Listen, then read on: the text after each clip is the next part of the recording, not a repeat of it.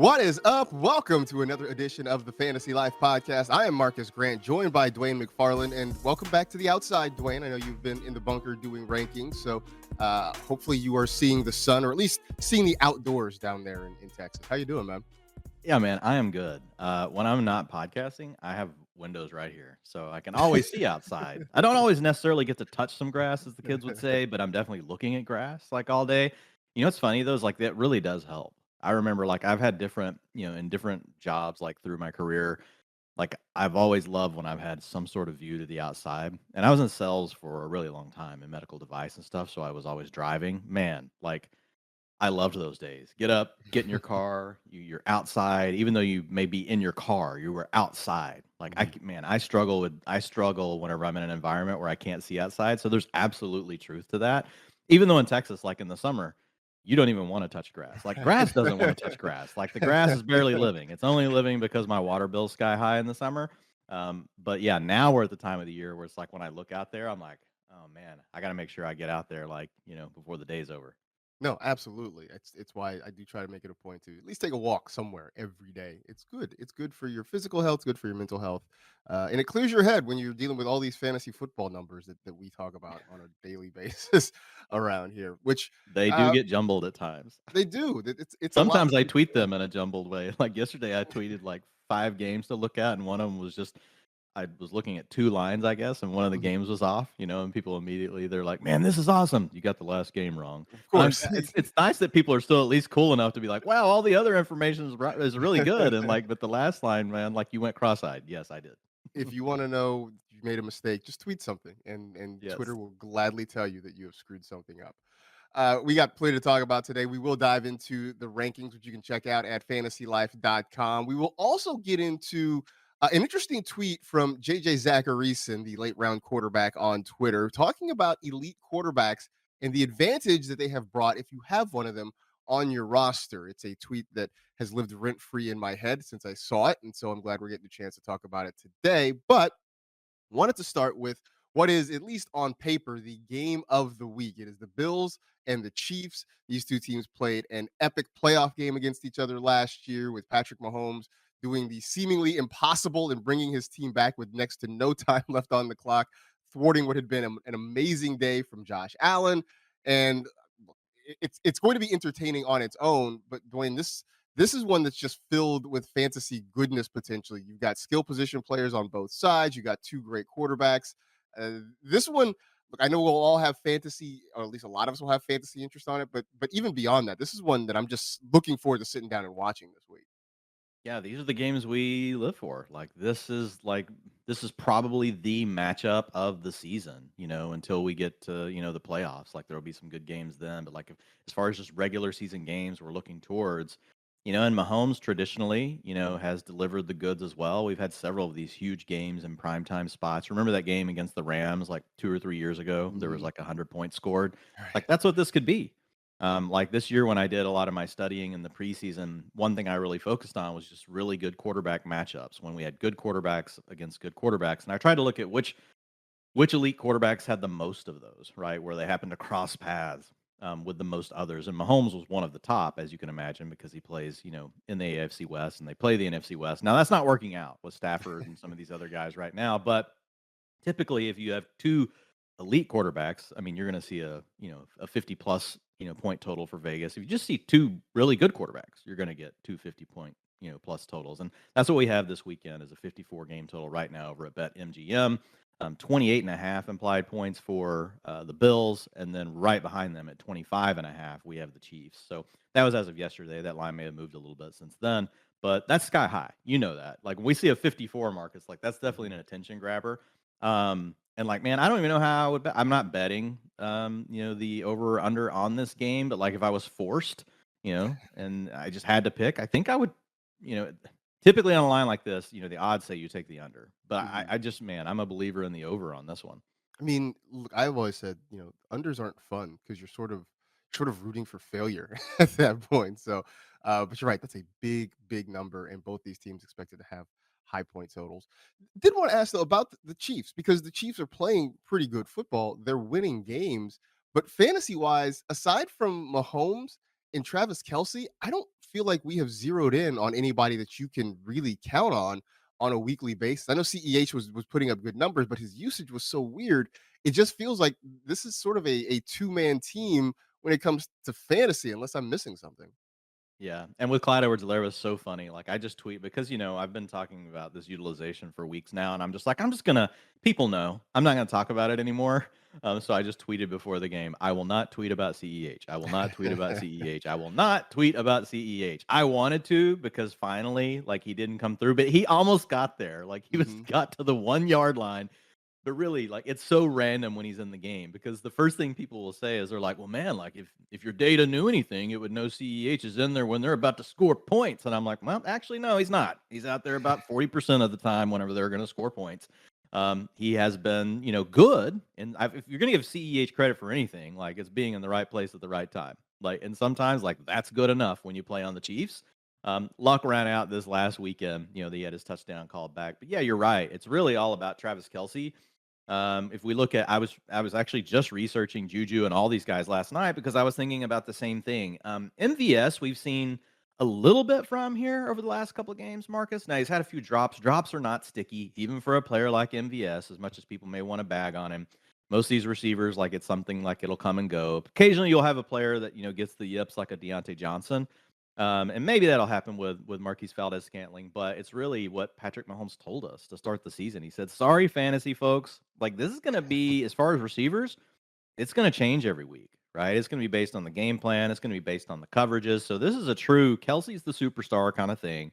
Everything else is just going to be spread out. But in this kind of game environment where we know that the Chiefs are going to have to throw the ball a lot, and to be fair to the Chiefs, like they're still throwing the ball above expectation in all situations. So even though their receiving core doesn't have Tyreek Hill, Andy Reid is still a smart cookie, right? He's like, I still have Patrick Mahomes. Like, so this is what we're going to do.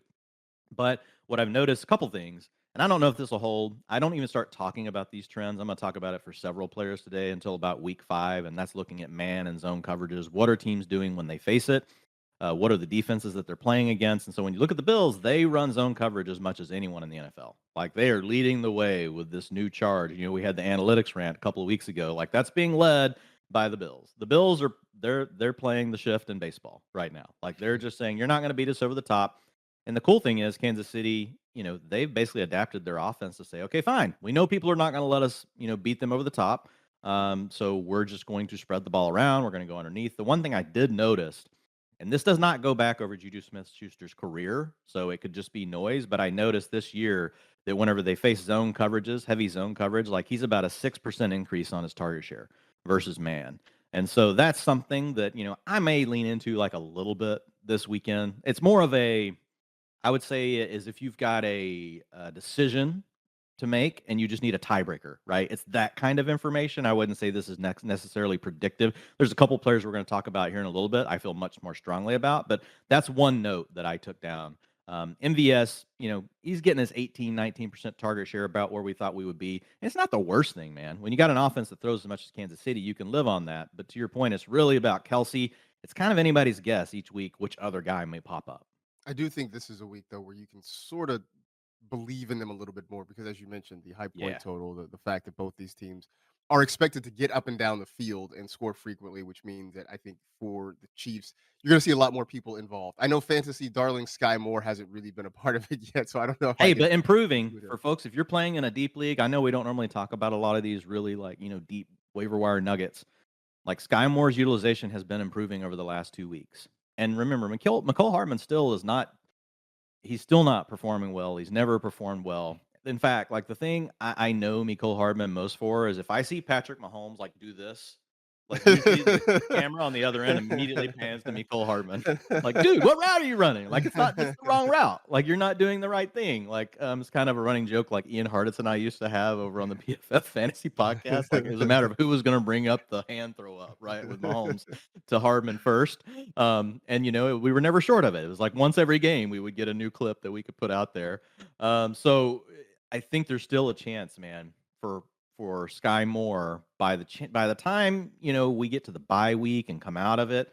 Don't be surprised. Like this, we just talked about it. There's no one else really demanding a lot of looks here besides Kelsey. So if the rookie can come on down the stretch, I think he has some major upside if he does that because he could catapult these other guys. But getting out there about 30% now over the last 2 weeks. That's good to see. I know a lot of folks were interested and excited about Sky Moore, and it's been an acclimation It's been process, which I rough. think I think is sort of a reminder to us too, right? That not every rookie is going to jump in and immediately be an impact player. That for a lot of these guys, there is a learning curve, and I think we're seeing that. And that makes everything tough because we have so many that do it now. They just jump in, Mhm. right? They just jump straight in. But Kansas City has a complex offense. You've got to know how to play every role. Like some of these offenses, it's like, hey man, we're going to teach you how to play the Z role. That's all you're going to be required to do, and that's fine. That's good. But that makes the learning curve easier. If you're going to play in Kansas City, you're going to play both sides of the field. You're going to play the slot. They've got him lining up in the backfield. They're moving him around.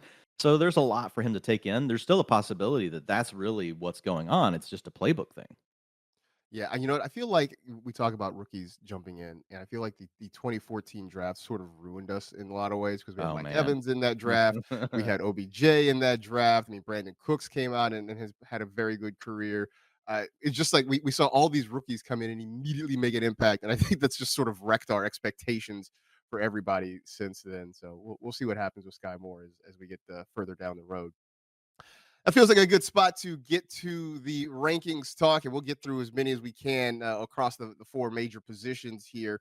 Since we were talking about Bills and Chiefs, let's talk about Josh Allen, who has been everything we would have expected so far this season. I mean, the question for me coming in was, could he finish as the QB1 overall for a third straight year, something that hadn't been done in about a quarter century when Brett Favre was the last one to do it.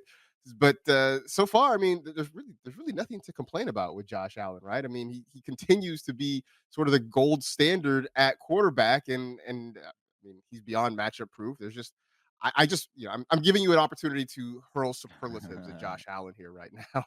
Yeah, it's amazing. Like the way everything lines up. We know that the dual threat quarterbacks, are a cheat code, and he is obviously one of the ultimate like dual threat, cheat codes. But it's beyond even just his talent and how good he is. It's the fact that he plays in an offense that just truly wants to keep throwing the ball all the time. I mean, if you last week was the perfect example. I mean, you're playing the Steelers. I mean, they are blowing them out, Marcus. Like, and it doesn't matter. They keep throwing the ball. I mean, in that game, they dropped back to pass 71% of the time. That's well above the league average. They led by 4 more points on 95% of plays. Like, so they were in a leading script the whole game, and they still threw the ball 71% of the time. And it's not just, hey, we're going to dink and dunk. It's, oh, you're going to give us that look? Yeah, we'll just heave it deep to Gabe Davis for a touchdown. Oh, you're going to give us that look again? We'll do it again. Like, don't tempt us. So, yeah, it's the big plays, the rushing yards, the way they call the games. And you mentioned it. He's game script proof, man. It does not matter because they're willing to throw in any one of these scripts. And then, when you tack on the rushing yards and rushing touchdown upside, it's just no one else can match it. Yeah. I mean, it really has just been amazing. And this was a guy that, a few years ago, we weren't sure what he could be as a quarterback. He comes in the league. We knew he had a big, strong arm. He didn't seem to have an accurate arm. He ended up being a good running quarterback, and he's just put it all together And let's since be that first honest, year. he was terrible. He was Yeah. terrible as an NFL quarterback early on. Like, I mean, everybody's seen the clips, right, of him throwing into double coverage to a fullback, like, 30 yards down the field. I mean, but that's Josh. The YOLO was always there, right? You only live once, and we still see it, but now they put the weapons around him. So maybe it was more to do with the weapons, but the improvement we saw from Josh Allen after his first year to year two and then to year three. I mean, I've been studying football, fantasy football for a really long time. I've never seen anything like it. In fact, the closest thing to it will be Jalen Hurts. Jalen Hurts had a very similar rookie year where people were like, "Guy can't hit the broadside of a barn." And historically, when quarterbacks have had accuracy issues that bad as rookies, it has never worked out. But now we've got Josh Allen. Now we've got Jalen Hurts. So now, anytime anyone throws that kind of argument out, like you can always at least come back with like the Dumb and Dumber Lloyd Christmas meme, So you're telling me there's a chance, like because Right. Josh Allen did. So Zach Wilson, we say he sucks. Nope, you're telling me there's a chance, like because I mean Josh Allen was really bad. He was Right. good for fantasy because he was running, but he was not good as far as an NFL quarterback goes early on. No, I'm glad you mentioned Jalen Hurts too, because that's where my mind went. Because Yeah. start of the season, it was, hey man, he's a good fantasy quarterback. We're not sold on whether he's a good real life quarterback, and at least through the first 5 weeks, he's proven that he really has sort of taken that leap, and he's turned into a very good quarterback in Philadelphia. Kyler Murray is right now the QB5, which is kind of amazing when you look at how stilted the Cardinals offense has been. They do this weird thing where they decide to not score points or not score a lot of points in the first halves of games, and then they come back and they score a lot of points in the second halves of games. But Kyler seems to just kind of be doing it regardless of whatever the situation is. What have you seen from him and from the Cardinals offense that has kind of led him to be where he is? Well, I think the whole idea of the dual threat quarterback, like it lives right here, right? Because as bad as this offense has been, and even though Kyler is not running the ball as much as we've historically seen in some cases, like he's still sitting there at 20.4 fantasy points per game. That's what this does for you. Like, he's not playing that well as a passer. And it's not necessarily on him. Like his completion percentages and all that kind of stuff are really fine. They've struggled with not having a lot of weapons on the field early on in the season. They've had the matchups like that we've wanted. We've had the potential shootouts, and it just hasn't quite come to fruition. Now we're 1 week away. We've got one more week, one more game before we get DeAndre Hopkins back. So I think that's a plus. Once you're sitting there and you're looking at Hopkins plus Rondell Moore plus Marquise Brown, who we'll talk about in a minute, like, and Zach Ertz as well. Like that's pretty good. Like if you've got, there's the old saying like NFL coaches and scouts have. It's called the rule of three. Like if you got three good weapons, they don't even have to be elite. Like even the best defenses in the league can't stop you, right? If you've only got two, the really good defenses will stop you. If you've only got one, like even average defenses, if they know how to scheme, they can take that away.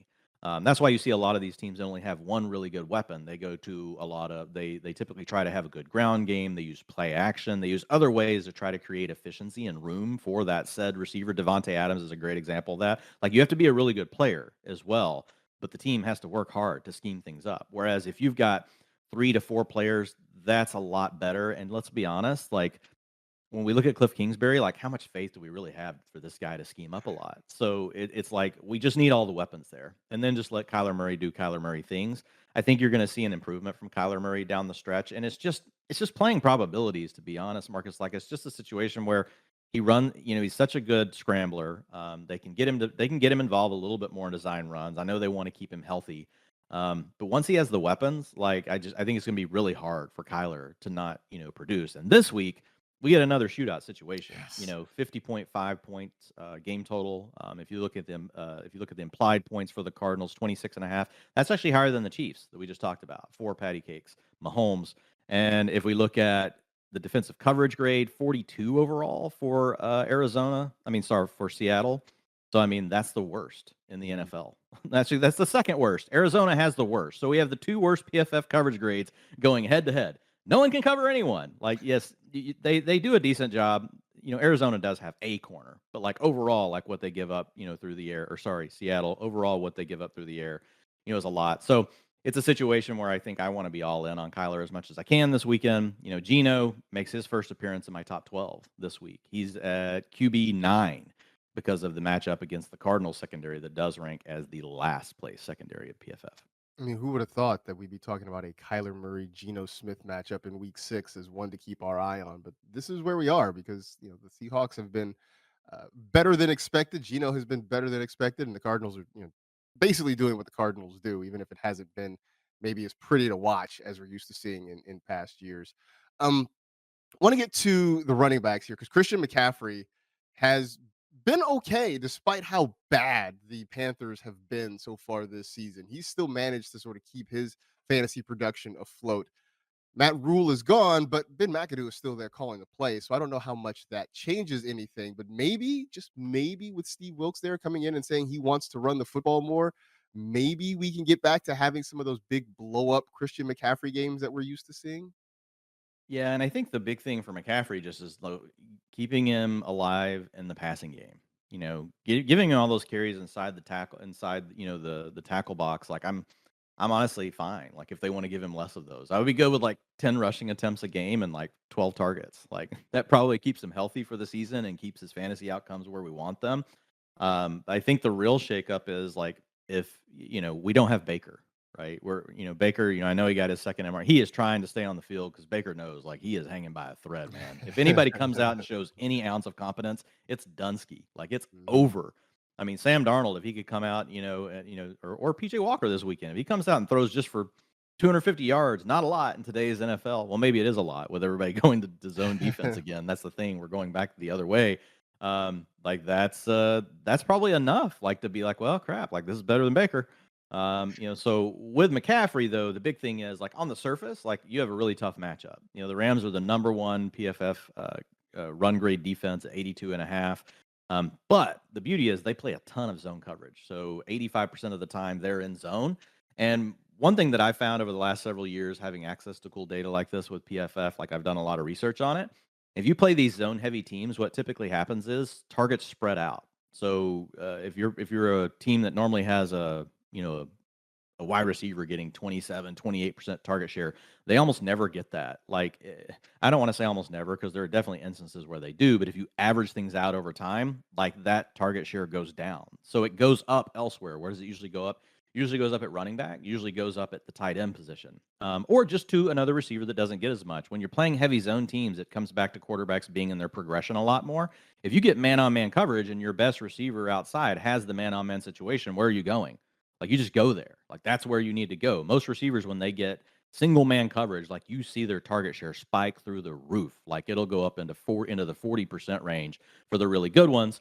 But when you go to zone, it'll go down. And so McCaffrey, if you look at him over the last several years, like it always balloons whenever he's against these zone coverage teams. And this year, he's been getting an 18% target share against man coverage, 25% against zone. In fact, last week he played the 49ers. They're the third heaviest zone team in the NFL at 78%. He had 11 targets. So I think you're going to get another game similar to that. I wouldn't expect a lot out of CMC on the ground, but a lot of people because I get these questions, they're like, so do I, and a lot of it comes back to DFS really, trying to figure out like what you're going to play. And like if CMC gets pushed down because of this matchup and his rostership looks like it's going to be low, and I haven't checked that yet, like I'm definitely going to be in on him because this is the kind of game where there's going to be so much zone coverage. I anticipate 8-10 targets for him. Yeah, it'll be interesting to watch too. And I like that note about targets sort of spreading out with zone coverage. And it makes sense when you think about it, right? If you're playing man, most wide receivers in the NFL, especially the top level ones, are good enough on a Yep. semi regular basis to beat man coverage. So it Or good enough, you're going to give them a shot if you're the right. quarterback. Because if not, when they get back to the huddle, you're going to hear about it. You're gonna Like hear you about got it. it Like exactly. you got to do it. There's there's never been a wide receiver in the history of the NFL that was not open on every single play. Yeah, That's just especially these good running backs that are good receivers. Like so mhm. for them, they're kind of like it's like a 180 really, right? So you've got the running backs when they get that single man coverage, the receivers, the running backs when they get these heavy zone looks, like they spike like Austin Eckler this year has a 37% target rate. So that is targets per route run against zone coverage. Like that's nuts. Like that's insane. Almost 40% of the time when they see zone, they go to Austin Eckler right now. Now that'll change a little bit when you got a guy like Keenan Allen back because he works inside underneath stuff, so he does get a lot of targets against zone. Ultimately, that's what you want. There's not very many receivers that go up when they face zone coverage. Like it's Jarvis Landry, Chris Godwin, Debo Samuel. These are guys that have consistently done it every year. Another guy we'll talk about again in a minute, and Tyler Lockett. It's really rare to see receivers go up against zone. And if it does, it's usually not sticky year to year. Those are the guys that I can think of off the top of my head that pretty much every year they're hires against zone coverage versus man coverage.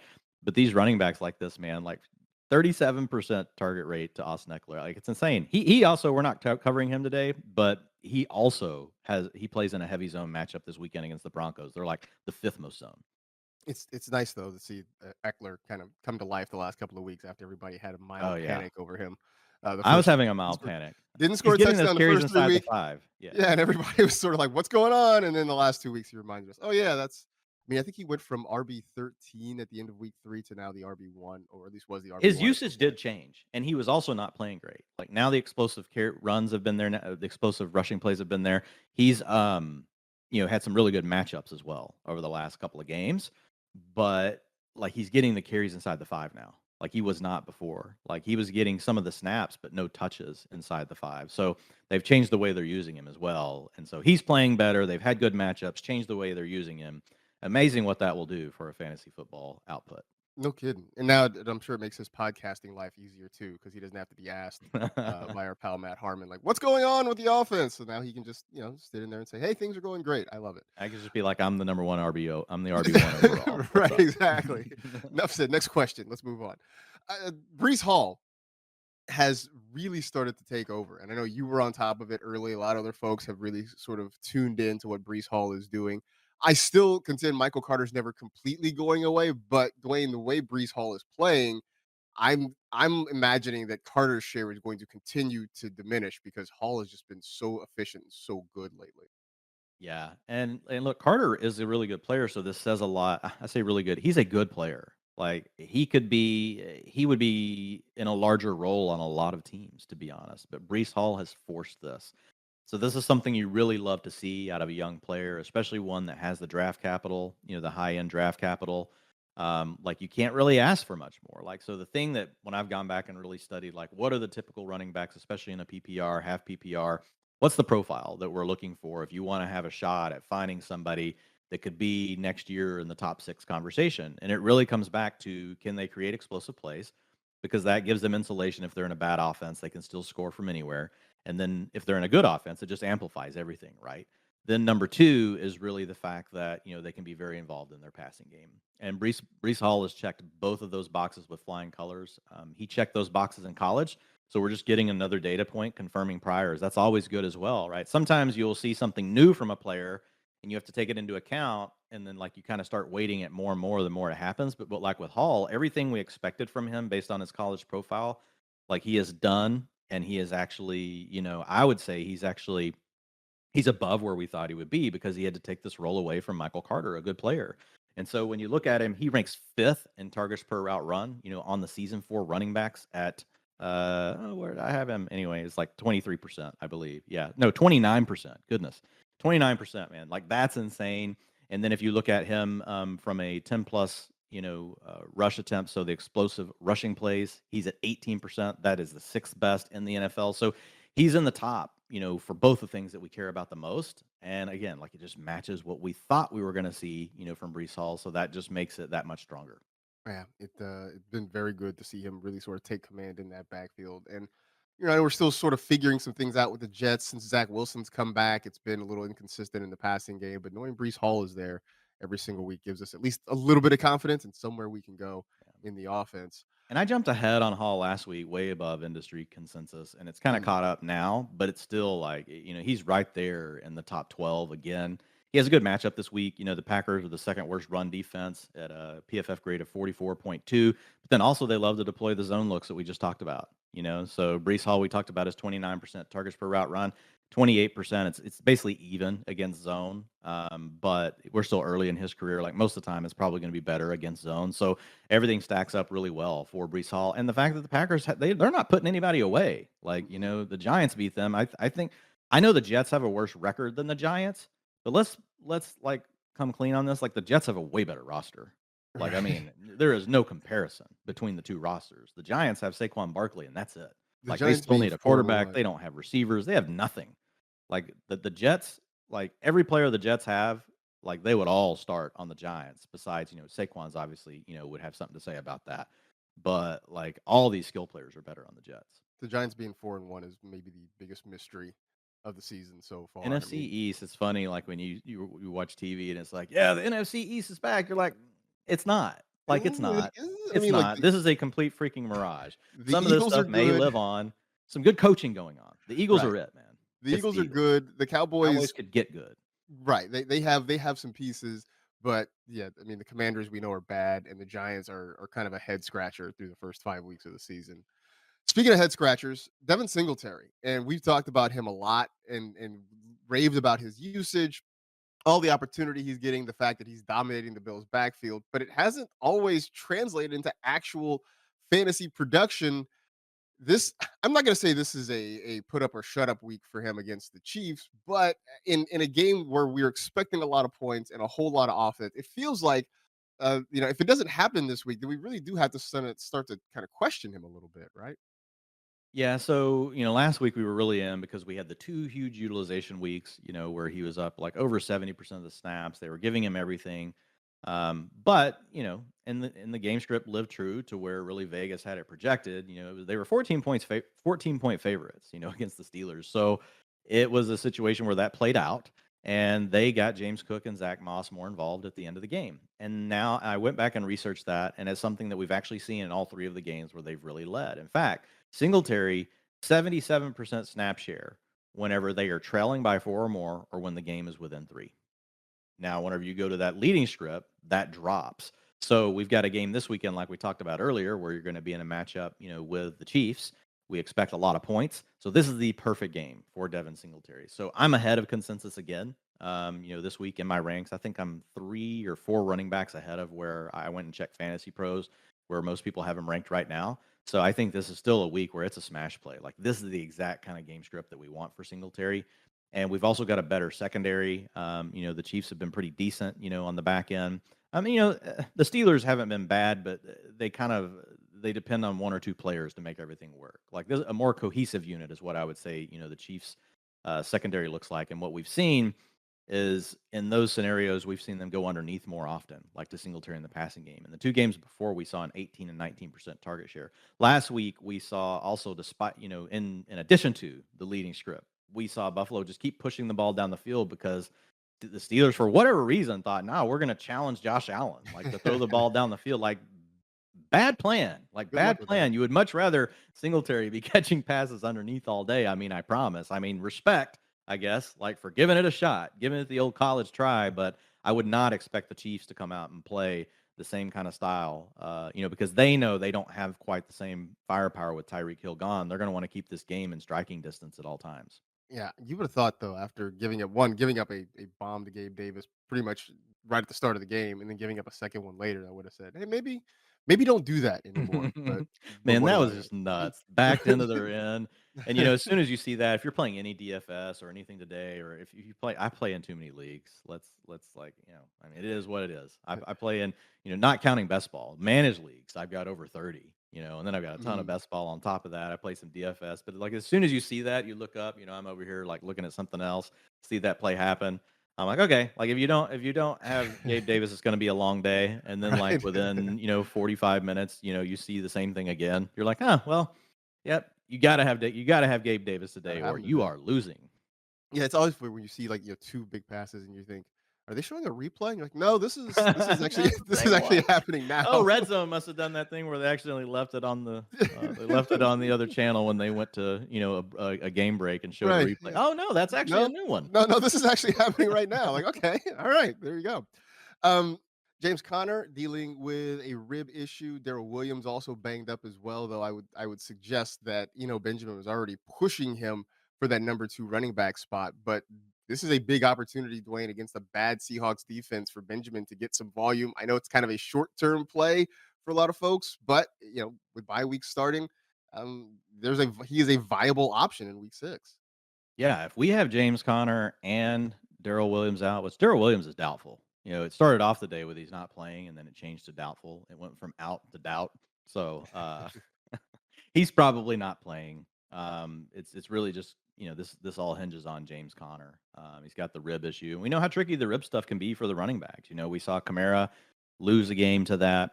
Tried to come back and play. It was not effective. Then was that late scratch, on the Sunday morning, across the pond. So this could be a situation where right now I've removed James Conner from the ranks. Mhm. I'm assuming that he's not going to play this weekend. He did not practice on Wednesday. So until we see him practice, I'm not putting him, in my ranks. And so what that means is we've got Eno Benjamin, looking really good. Like he's inside my top 24. He could give you a top 10 finish. I mean, we're talking about a game with a lot of implied points, a lot of a high game total, the second highest game total on the slate against Seattle. So there's going to be a lot of points.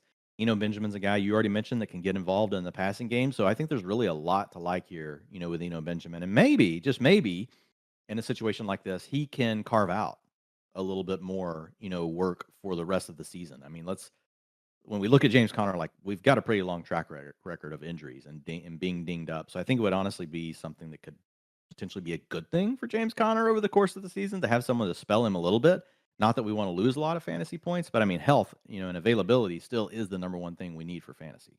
Yeah, I mean, I think in that regard, yes, you would hate to lose opportunities and lose fantasy points if you have James Conner, but I think I would rather have that than him being injured and not available at all. So it's kind of a trade off there, but definitely an opportunity for Eno Benjamin, and that seems like a good way to get to the wide receivers and Marquise Brown, who Adam Rank likes to joke. My friend Adam Rank jokes that we spent a lot of time talking about the fact that Devontae Adams is playing with his old college teammate. Not enough time talking about Marquise Brown playing with his old college teammate in Kyler Murray. But he really has taken advantage of this opportunity with DeAndre Hopkins not being there and our a top 5 fantasy receiver so far. And this feels like another smash spot for him against Seattle. Yeah, Marquise Brown's a guy that I wrote about a lot in the offseason. And something that, I often pointed to is like, look, his talent profile is essentially the same as DJ Moore. It's the same as Terry McLaurin, but no one would really give him that respect. And it ties back to I think the main thing is in prime time big spot games, seeing him drop balls. And that sticks with people, but it's not a sticky statistic. Drops are not sticky. And Marquise Brown really doesn't have a drop problem. Like if you look at him over the course of his career, he's had big moments where he's dropped touchdowns. I mean, people think back to the Lions game last year where he dropped two, right? And that sticks with fantasy owners as well. Like we get bitter, like, oh my God, like Marquise Brown, I should have really won that. It's funny how like how much we can remember how far back, especially if we took a bad beat in a game like that. So for Marquise Brown, yeah, he's an absolute smash this weekend in a situation where he is getting all the targets. Like, look at his targets, man. Listen to this. Like his last 3 games, 31%, 32%, 26% target share. He is the number one target for, Kyler Murray in another smash spot. Seattle does not have a good passing area. We talked about it earlier. They've got the second worst PFF coverage grade of a 42. They're allowing the 8th most points to pass catchers in regulation. So just getting rid of overtime to level the playing field. 58.1 going to the opposing pass catcher. So yeah, this is a great spot, and we also have an offense on the other side with the Seahawks that can finish drives. 28% of the time they're turning a drive into a touchdown. That's the 6th most. So I really love the fact that this one could shoot out. You got the lead option, on the Cardinals with Marquise Brown. Like this is definitely a smash spot. Well, you talk about the offense on the other side, and that brings us to Tyler Lockett, who look, I remember in draft season, people just basically staying away from Seahawks receivers. People kind of going with DK Metcalf, but seeing Guilty as Tyler Lockett charged. dropped, and and I What a was mistake. not, I was not very confident in Tyler Lockett, but I just kept seeing him fall down draft boards to the point that I was like, well, all right, man, it's the 8th round, it's the 9th round. Tyler Lockett's still there. Like I'll take the opportunity on that. And Yeah, you're like, he's good, guys. he's still a good player, right? Like let's not forget that. Although look, I also know Sigmund Bloom makes the point that if you are just taking guys just because they're falling, that sometimes you're letting your opponents sort of make your draft picks for you. But in this instance, it has sort of worked out unexpectedly. And Tyler Lockett is once again back in play, mostly because Geno Smith has been a lot more productive than we thought. So now this in some ways looks kind of like the Seahawks offense of old when Russ Wilson had it going and it was very funneled between DK Metcalf and Tyler Lockett. These guys suddenly are a lot more viable than I think we imagined back in August. This last little stretch that he's had actually looks as good as he's ever looked. And we're getting more volume now. So that's the thing. Like we would get a nice target share, we would get big plays with Russ, but rarely did we have the years where they would run enough plays. And so now with Gino, they're throwing the ball more. They're above, expectation, in the passing game, as far as the amount of time that they drop back to pass. We also have a situation where they're being highly efficient. And the 29% target share over the last 4 games to Tyler Lockett, that like is something else. 29%, man. Like he used to get these 22, 23 percenters and he would come through with a big player too, right? That's how you lived with Tyler Lockett. Now you're getting this immense volume to go along with it as well. And that puts him really in a new category to me. Like I've with Lockett, like I've had to move him up basically every week. He's getting an upgrade in the utilization report because of how well all these things are going. You're playing against the Cardinals. We talked about a little bit earlier. PFF receiving grade allowed 36.8. That's the worst in the NFL. They're giving up 60 points per game to opposing pass catchers. That's the 6th most in non-overtime play. And we've also got the fact that Arizona plays zone on 70% of their plays, which bodes well for Lockett. So we talked about him a little bit earlier, but his target shares jumped from 20%, Marcus, against man to 29% against zone. It's a multi-year trend. This is not something where it's just like, oh, we've got, this 5 weeks of data. This has been going on with Tyler Lockett for a really long time. I expect him to have an absolutely huge day against the Cardinals. He has a smash play in week 6. Yeah, I know that was the thing that you had mentioned a week or two ago on this show that yeah, I just hypothetically asked you how you predict between a DK game and a Tyler Lockett game, and that was one of the things you mentioned that the Lockett traditionally has been more productive. I can speak against zone, whereas DK has been the sort of the man beater. Which I guess when you look at him as a physical specimen, looking like a literal superhero, that And it's also sort of makes just the sense. way zone coverages work, right? When you're playing on the outside and they're giving you, this additional attention, it's usually a cornerback and a safety that you may see a bracket from, you may see help coverage from. Whereas when you get inside, you may have help coverage, but you're dealing with a linebacker and a safety, right? You're dealing with a nickel cornerback, which is or the slot guy. It's typically not always, but most of the time, like it's not as good as the number one cornerback that the team will have on the outside. So there are a lot of factors that go into that, for Lockett and Metcalf. But it's one that again we've seen play out for the last 3 years. Metcalf, whenever they go up against zone, which is normal, he's going to see a reduction, in target share. But the guy that they go to here isn't the running backs, it isn't the tight end, but it's still the player that plays inside. It's Tyler Lockett. So slot receivers, if you think of those names that I gave you earlier, Chris Godwin is one that does this. Where does he play? Mostly inside, or it's the kind of routes and route combinations that he gets. A lot of underneath stuff designed against the linebackers and safeties. Similar thing for Jarvis Landry. He usually plays underneath, either from the Z or from the slot. So we really get the same thing here with Lockett. The unique thing about Lockett is he plays inside, but wow, they'll stretch the field with him. Like he's got the speed to do that. So all of a sudden it looks like, he's going to be running this little drag that turns into a deep crosser. And if, they're paying all this attention to DJ Metcalf running, like a comeback route, 7 yards deep, with a safety and a cornerback on the other side. Now all of a sudden it's like the safety over the top's like, holy crap, here comes Tyler Lockett. And it's really more like, oh crap, there went Tyler Lockett. Like he Right. just ran by me. And Geno has shown the ability to hit those plays and see him and make those throws, which was a question. Would he be able to take advantage of it? Russ always took advantage of those things. It's so funny, man, like how everything is flipped. Like now you have KJ Hamler, who's done nothing in his career, showing up Russ Wilson on a Monday night game, flipping Right. out, throwing his helmet. You're not Tyler Lockett, dude. But granted, Russ didn't see you. And then we have Geno, the guy that we're like, yeah, we got a journeyman quarterback, just like uncorking these things to Tyler Lockett. We know nothing. We know No, nothing, nothing. Marcus. Not a thing. Although it's funny you talk about that KJ Hamler thing, and for me that felt like a guy who that didn't feel like one game's worth of frustration. That felt like Yeah. several weeks of frustration of And like, hey, I've been running. injuries. Yeah, Yeah, he's dealt with a lot in his young just like career. hey, I've been running these routes and I'm not getting any looks, and we're losing games. I think that's what that looked like when KJ Hamler was slamming his helmet at the end of that game. Amari Cooper is doing that Amari Cooper thing where he has huge games when we don't necessarily expect it, and then when he has great matchups like he did against the Falcons, gets you one catch for 9 yards. This week on look, we always talk about Bill Belichick trying to take away maybe the best thing in the offense. And I don't know that Amari Cooper is when on a team that has Nick Chubb, but he, Belichick's very good at scheming against guys like this. So what can we realistically expect from Amari Cooper this week? Yeah, so with Cooper, he's another one of these players where we're seeing really strong splits with the man coverage versus the zone coverage. To your point, I don't know. Like, I'm not as strong on this one because we have seen Belichick just completely take players away. It's not as much as we think. Like, I've actually gone back and researched this, and we have this myth that oh my god, anytime any good player plays against Belichick, he takes them away. It's really not the case. A lot of times it does come back to though who he chooses he wants to take away. So on a team like this, you mentioned it, like what's he going to want to do? It's really tough to just focus in on taking Amari Cooper away unless you know it's an obvious passing down. When you've got to worry about Nick Chubb, you still got to worry about Kareem Hunt.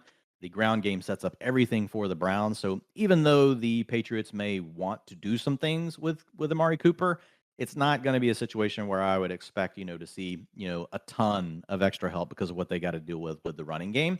But Amari has one of these trends that goes back for multiple years that we've talked about.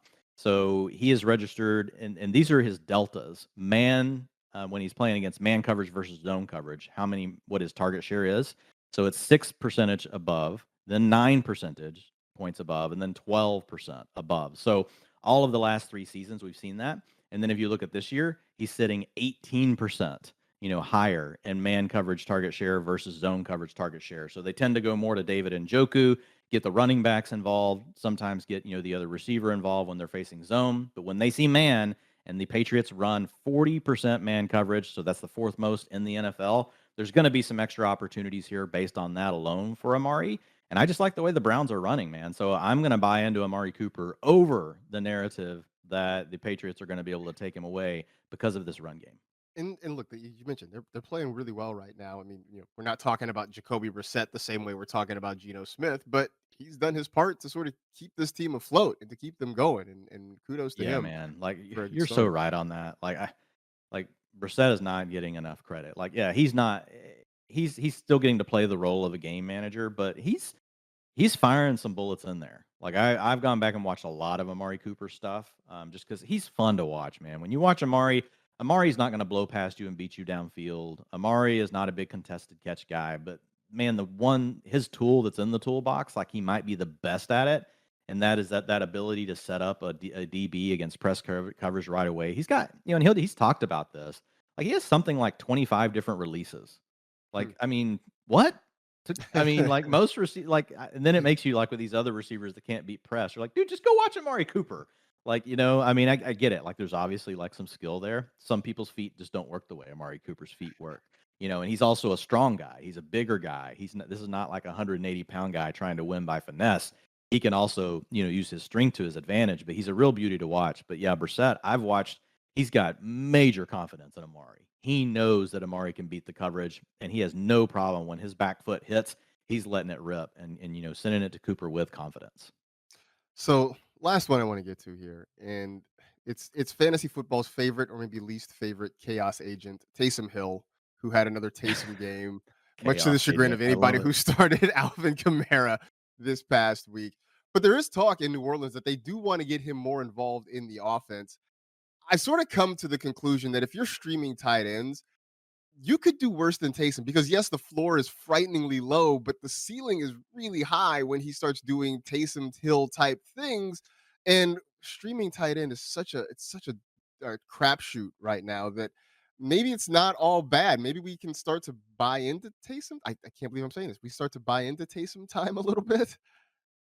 Yeah, yeah, I think, the biggest takeaway there really is when you get to a certain spot in your tight end ranks, you can go with Taysom Hill. I think you set it up the perfect way, Marcus. I think it depends on like where the cut line is for you. I would be interested in hearing from you, like where you think that cut line is. Like for me, it's probably like once you get past like the high end tight end twos.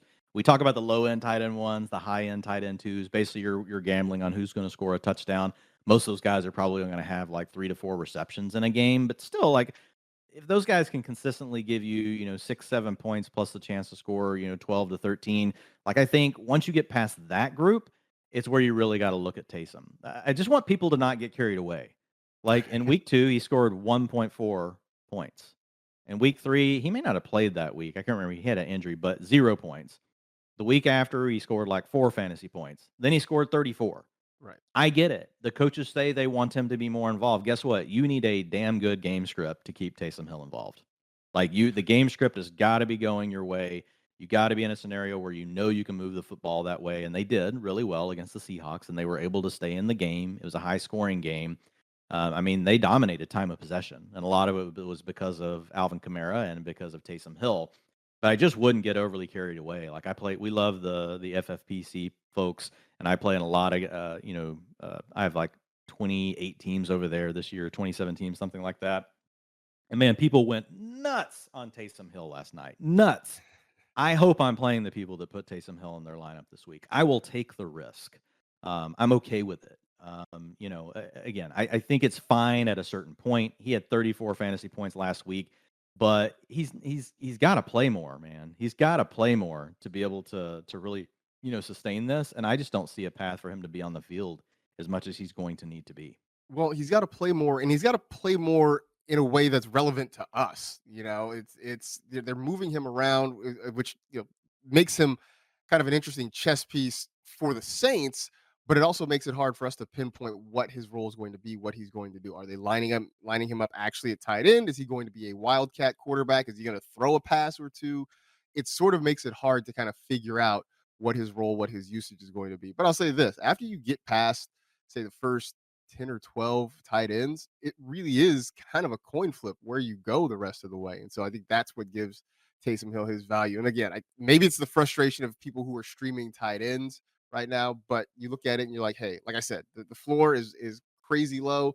The ceiling is really crazy high with Taysom Hill. And that to me, I think is the most frustrating part Yeah. of dealing with Taysom Hill. Yeah, the ceiling is definitely there, but the floor is also people just need to remember is really low. Like I Yep. think that's the part of the equation people are just leaving out. Like it's a zero. Zero is his floor every week. Like it can absolutely just be a zero. Right. I mean, so think about like if he could start giving us, on average 6 to 8 points, but if you think the way he plays, he doesn't catch passes, might Mm. catch one here or there. So those are easy points if you're in a PPR. He doesn't get the easy points. So he's got to have the rushing yardage. So say he gets 30 rushing yards a week, there's 3 points. Doesn't catch passes. Doesn't catch passes, doesn't catch passes. Is only thrown 1 or 2 passes this whole season. So if he doesn't throw a pass most games, where are we at? We're at you got to score a touchdown. Right. We're at the same place we are, with some of these other tight ends. Now, again, like you could have a game like this where it really shows up, but I think really Taysom Hill, like if when you're projecting him, it's hard to project more than like 5 or 6 points. Like that's really what you're looking at. So just don't get carried away. Don't start him over David and Njoku. Don't start him Right. over some of these other guys that have shown you enough that they're playing. Number one, they're on the field for over 80% of their team's routes. Number two, they're giving you that 18 to 20% target share range per game. Like those guys need to stay in the lineup over Taysom Hill. Like once you Yeah. get past that group, I'm in agreement with you. If you want to put him in there, just realize that the zero is sitting there and it's more likely that he's going to get a zero than some of these other guys. But to your point, like when it booms, like it can really boom. I do think this is recency bias though. Like when's Taysom Hill going to have another game like this? Like it's True. just probably not going to happen. Like if someone came to me and said, Dwayne, you have to put money down. Will Taysom Hill have another game like this where he has this many fantasy points this season? Like you have to bet $5,000. Like you have no choice. You have to. Like I would take no. He does not have another game like this. Right. I mean, that's just the odds of it. I Right. mean, now doesn't mean he can't still have serviceable games or have ceiling games where he gives you 20 points. Like, but I mean, we're living really high here, on the 34 point, outburst. Right. Yeah. No, I think that's absolutely fair. Plus, I remember the great Taysom Hill positional eligibility wars of a couple of years ago. Like that was, I don't They're really want to back, relive man. that. I don't. I They're don't really back. want to Like relive people are, those. yeah. I can't. As we by the way, I can't go there. It's like you I just can't. went to a dark place. Like I So can't. I I can't really do did. it. I just can't. I can't bring myself to go back to this conversation again. By the way, if you want more of the rankings for Dwayne and everybody else, you can go check them out at fantasylife.com. You can sort by the ranker and kind of get your idea of where you may want to go with setting your lineups or where you want to go for DFS this week. As we kind of get to the end of the show, JJ Zachariason, who many of you may know on Twitter as the late round quarterback, had a tweet about elite quarterbacks and saying that the edge that you're getting from having an elite quarterback on your roster is greater than anything we have seen over the last 5 years. And so you're looking at the top three guys and how far ahead of the pack they all are and what a big advantage it is. So we're talking about right now Josh Allen, Lamar Jackson, and Jalen Hurts. And it was a thing that stuck with me because for years we were so conditioned to draft quarterbacks late, right? To wait on a quarterback. If you can wait till the ninth or 10th round to get a guy, you were going to still be in good stead. Then it sort of started to change, Dwayne, where we're like, okay, maybe you go a little bit earlier. And I was of the opinion that, hey, look, I'm not going to get one of the elite guys, but I'll get kind of that second tier of guys. And so maybe I'm drafting a quarterback in, say, the sixth round or the fifth round, something like that. But at least with what JJ has found through the first 5 weeks of the season, there has become in 2022 a huge advantage to getting one of those guys early. Is this just noise because it's 1 year and it's a fairly small sample size, all things considered, or are we going to start changing the way we draft quarterbacks going forward? This is so interesting because I did see the tweet too, and I liked it. And I think JJ's dead on. I had no clue he had done this research in the offseason. Not surprised. Like JJ does so much good work. I had Mhm. actually done, and I do this for every position, every offseason, just to try to find trends. And it's something that Ian and I talked about a lot over at PFF was the fact that I was very, very much in, everything I was writing on strategy for drafting this season was you have to get one of the top 6 guys. You have to get really like in what you're aiming for, is you want one of the dual threat players. And so that meant basically by round 6, you needed to have Jalen Hurts or Kyler Murray on your roster. If you wanted to go Lamar Jackson in round 5, that was fine as well. I wasn't necessarily pushing for people to take Josh Allen just because the opportunity costs were so high around Josh Allen. It's still fine because he's just going nuts. But if I got to choose, like I would still rather take like a high end wide receiver or running back and then come back and get Jalen Hurts, right? In round 6, Trey Lance was kind of the last option in round 9 because we knew he had the dual threat capability. That didn't turn out because we had the injury. But I think it's very true. And the research that I did found very, similar information to what JJ put out there. And it was that if you didn't have one of these dual threat quarterbacks, like if you were in the top 6, you could live with having Jalen Hurts and someone else drafting Josh Allen. In fact, that strategy would pay off, like I mentioned, to probably go ahead and take a running back or receiver instead of Josh Allen. You lose a couple of points. But if you miss Jalen Hurts, like, and you let him get by you and Trey Lance didn't work out, it could be really painful.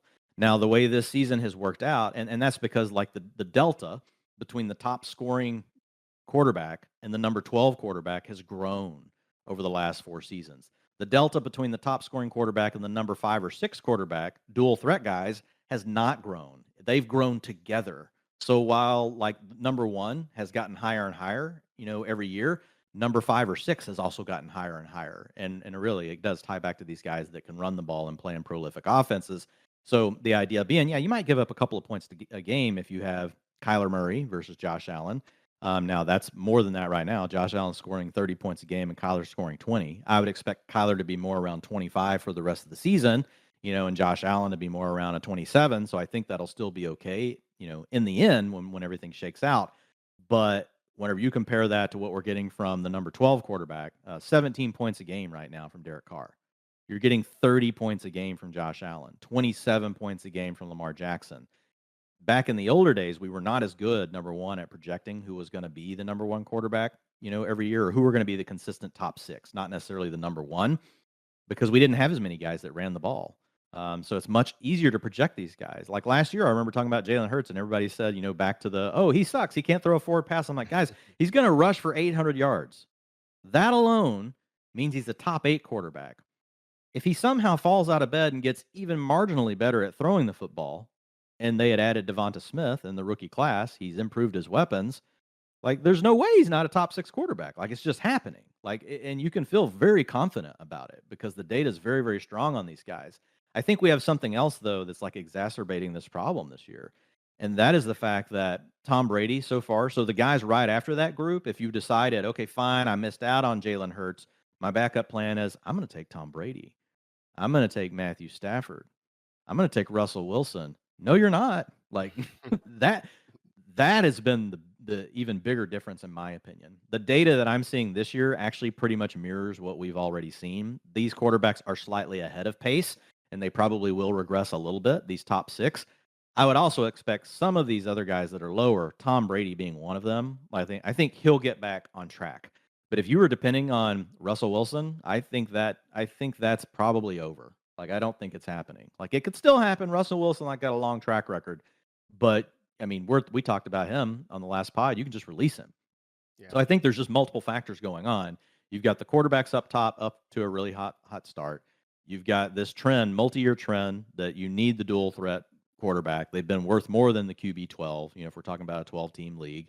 And then we've got this additional, factor that's tightening in on everyone this year. And it's the fact that all the quarterbacks that went after that have not been any good. And we didn't even talk about the injuries. Dak Prescott hurt. Trey Lance hurt. So it's, thank God for Geno Smith. Like Geno Smith is like, but Geno Smith, like I typically got a quarterback that I wanted, had the dual threat. Now I had quite a bit of Trey Lance, so I've had to replace him. And Geno has been like the go-to. Like it's been Geno and Carson Wentz. And I know Carson Wentz has been up and down, but at least, we won't have a Taysom Hill conversation. Well, at least with Carson Wentz, like I know they're going to keep throwing the ball and he can give me 25, 30 points. Like, so that between those two, I've kind of been able to live and make it through it. But you had to pivot quickly. If you just hung around and were waiting on Russell Wilson, like it's gone. Like Yeah. honestly, Marcus, have you seen a year where waiver wire is more thin at quarterback? People are carrying all of them because of Right. all of these misses that we've had after you got past the top 6 or 7 players. Well, and it's because, I've always said if you don't get a dual threat quarterback, in order to be successful, you have to be incredibly efficient. And all these guys that had been really efficient aren't. Mm. Aaron Rodgers doesn't have the wide receivers anymore, at least not currently, to get that done. Tom Brady, I'm with you. I think he bounces back. I think once, everybody's getting healthier and getting back on the field, I think that sort of salvages him. Russ has been a disaster so far this season. Matthew Stafford and that Rams offense have been a disaster. So all those guys who were sort of surviving on their passing efficiency can't do that this year. So it really has created a mess at quarterback where you're right. Usually you could go and if you're streaming a quarterback, you could find a guy most weeks and plug him in. But this year, that's just not really the case. And so I'm curious if this continues, will we have more people clamoring to get Josh Allen, say, in the second round next year? I think that may be The the ripple key. effect that will be most interesting, and this is going to happen. I'll predict this right now. It's going to happen. Next year, all these dual threat quarterbacks will go in the first 4 rounds. Hmm. And so that's going to be interesting Yeah. because that's going to place added. Now the opportunity costs go up. I'm not drafting Josh Allen in the first round. Like I'm not. Like I Right. won't. That's too high. Like because in the first round, like now we'll see. We'll see what things look like next year. But this is not new. Everything is still cyclical. Like the way Mhm. people react to stuff. I remember the year after Tom Brady broke broke the records and went nuts. With Randy Moss and Wes Welker. The next year he was a first round pick in fantasy drafts. Yep. Now that's the difference, really, because Josh Allen can run and it makes him so much more predictable, and because the Bills throw the ball at such a high rate, no matter what the game script is, that makes Josh Allen very predictable. Whereas Tom Brady, the next year was really good, but he didn't have that crazy efficiency year, right? That really made him the QB1.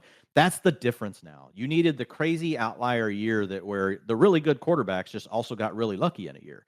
And what you would see is all of a sudden, like their touchdowns per attempt, a really good quarterback, will be at like a 6.5. 7% is like smoking. And then all of a sudden you'd see someone have a 9%er. 9% of their, passing attempts went for touchdowns. We saw that with Patrick Mahomes in his second year. We saw it with Lamar Jackson. Now, I mean, he can run, but we saw it with Tom Brady that year we're talking about. We've seen Aaron Rodgers have those years, and you talked about it, efficiency. And the biggest part of it on the efficiency stuff comes down to yards per attempt and really most of all, your touchdowns. Can you throw a lot of touchdowns? Like we've seen Matt Ryan do this in the past. All of a sudden, out of nowhere, you're like, whoa, man, Matt Ryan, like top 3 quarterback. Why? He threw a bunch of touchdown passes that year. Mhm. Like regression came his way. He had been a good quarterback for a long time, and he finally had everything break his way. Maybe he had the right talent around him, and it was really good. And so those guys are tougher. It's tougher to predict an efficiency outbreak. Basically, you've got a group of guys that you're looking at, and you're hoping, which one's going to hit. With these guys that can run, they take a lot of that out of the equation, especially if their coaches are willing to use them in the ways that they're doing now. Yeah, definitely gonna be something worth monitoring as the season goes along. I'm sure we'll discuss it again, and we'll talk about it again once we get to draft season and see how how people are valuing quarterbacks when it comes to their fantasy drafts. Of course, you can get plenty of this information and more at fantasylife.com. If you subscribe to the newsletter, be a part of our whole community here. Jump into Discords as well. Lots of good conversation going on there as well. Of course, in the waiver wire tool is out. Elliot Chris was giving me a hard time because I said Elijah Moore belonged on the waiver wire, and he being the noted diehard Jets fan, shed a little bit of a Twitter tear when I said that. But I said, the good news is you can use it to kind of figure out how the waiver wire tool is going. So there's the upside. There's the upside on that The one. good news is when he blows up this week, because he's a talented player, like Elliot, we'll get to put him at the top of the queue next week There as you here's a player that go. you have to go get. We're just setting everything up. We're just setting it all up. It's all synergy. It all works together as one big thing. Thanks to you all as always for listening. It's been another fun show. Hopefully you guys have learned a whole lot. I know I certainly have. For Dwayne, I am Marcus. This has been the Fantasy Life podcast. We appreciate you listening. Be sure to enjoy week 6. We'll talk to you next week.